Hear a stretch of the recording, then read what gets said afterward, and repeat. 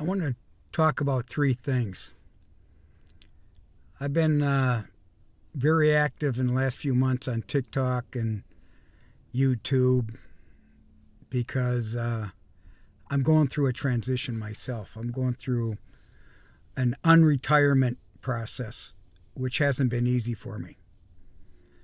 And it might sound like I'm boasting or I have too much pride or whatever. This video basically is just going to talk about three things that I learned in my lifetime. Number one, when I was young. Understand, I'm one of 11 children. And I'm number 5 of the 11. And I loved sports. I love competition. I'm from St. Paul, Minnesota. We're a neighborhood type atmosphere. A lot of kids. So we played a lot of sports, from hockey in St. Paul to wiffle ball to softball to baseball. I wasn't a football guy. I played soccer in high school and so on.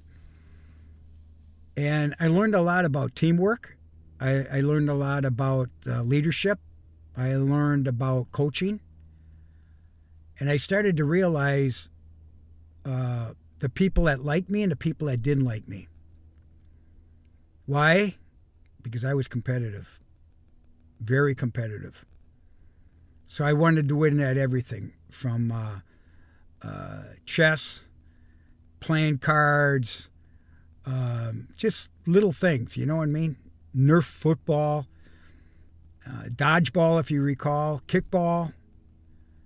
And we used to pick teams. You know, we might have on the playground when we were in grade school, maybe 10 kids in the class and 5 and 5. And I usually became like the captain, and I would pick 4 or 5 of the players. And of course, I wanted to win. So, you know, it would be male or female, whatever it was. And I hated to lose. I hated to lose. And sometimes, you know, that rubbed people off the wrong way. And then when I started having kids, I started coaching. Then I started to see the coaches of my kids, because I was too busy. I was a workaholic. I was sales and marketing. I traveled the world. I had a lot going on. And I learned a lot about business too. And work, teamwork, new business development, working with 3M. I mean, you know, that was a big company and we were a small family business. But I thought big. Everything was big. I wanted to be big, bigger, stronger, faster, just like everybody else. And I didn't know where it was going, but I received a lot of opportunities. And those opportunities taught me something. And what I'm trying to say here is I really knew how to network. And today, after 50 years of being in business, I have 80,000 contacts in my CRM. Forget the Rolodex. It's all electronic now. It's a CRM. That's a lot of contacts. And I learned a lot. Okay? Now I want to talk to you about number 2, what I learned.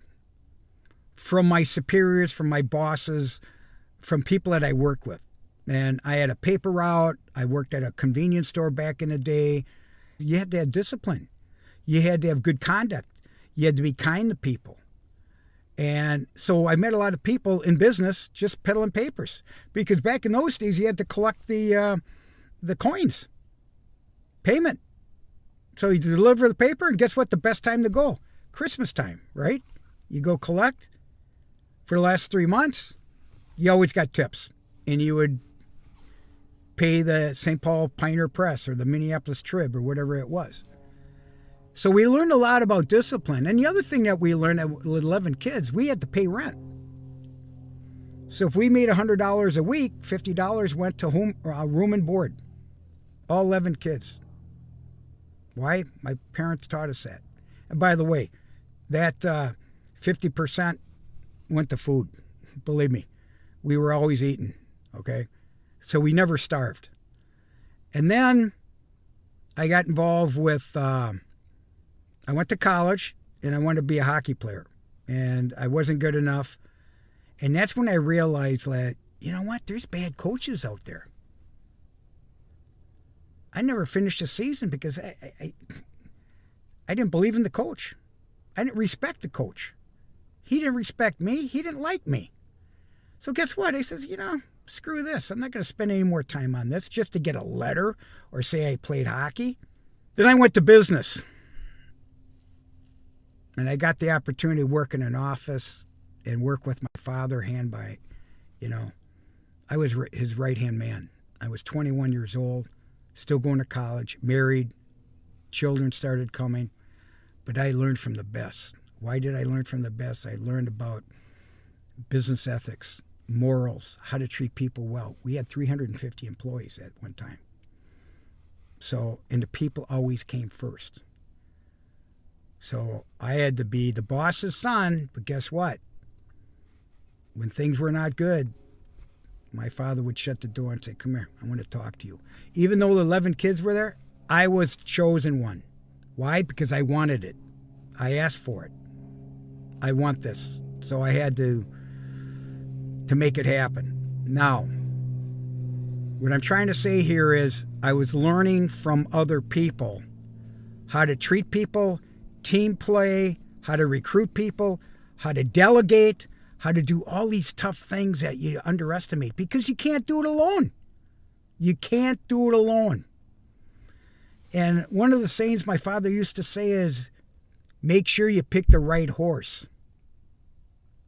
Now, make sure you pick the right horse is what? Make sure whatever opportunity you go with, you make sure it's the right thing. The right opportunity. Because once you make a choice, you live the consequence. And it could be long-term, it could be short-term, and so on. Why am I saying this? Because that's what's happening with a lot of people today, losing their jobs, losing their opportunities because private equity is coming in, family businesses are declining. There's a lot of action going on, okay? You got to look back in your history. When you were young, what was it like? Who did you like? Who didn't you like? I've been in business for 50 years, and I've only worked for a few people. Most of them I knew, okay? I knew the people. I don't think I ever went out and wrote up a resume and looked for a job independently after all those years until I bought a business. When I bought the business, I needed a venture capitalist. So I had to bring in a partner for the money. So my attorney recommended somebody that said, Rock, this would be a good partner. And that's when I realized I picked the wrong horse. After about a year, I knew it wasn't a good match. It wasn't a good match. The synergy wasn't there. The trust wasn't there. The support wasn't there. The vision wasn't there to grow the business together. It wasn't good. So it took me about 3 years to release the situation. But guess what I got out of that 3 years? I learned how to buy a business, sell a business at the highest price possible. And I learned my next step. My next step to go independent. And I've been independent ever since. Independent ever since. Now you can relate to this, I'm sure. You've worked for bad bosses, great mentors. You might have had a great marriage. Maybe not. And it all relates to the leadership of Trump. Why? Because now he's learned how to delegate. He's learned how to pick the right horse. The first 4 years, he didn't know the game. He didn't know the game. So he picked the wrong horse in many ways. Spent 4 years in exile. Boom. Came back, knew exactly what he was going to do. And now what does he have on? Combat boots. Boots on the ground. And for the next 4 years, his goal is to be the greatest president ever of the United States. Now, what's that say about me? Oh, wow. It tells me there's hope out there. Because the people that call me, they feel as if I'm Robin Hood. Because once you get to a certain point in life, not only your competence, in your connections, you get confidence. And I believe in God. I believe in faith. I pray to say, get me through this situation. But I know I can't save anyone. I couldn't save my mother when she got sick and she passed away. I couldn't. I can't save my father, who's 99, who I'm thankful to. Both my parents, for the type of person they created in their 11 kids. There's only a few people that I respect, that there's mutual respect, or I was mentored, and very few that are alive today. And I don't idolize anybody, and I don't idolize money. No. I got 3 great kids. I'm thankful for that. And I tried to bring them up with the same principles, morals, ethics. But will they stick to it? I don't know. So that's what I wanted to talk about, is every day Trump's talking about something. He's delegating something.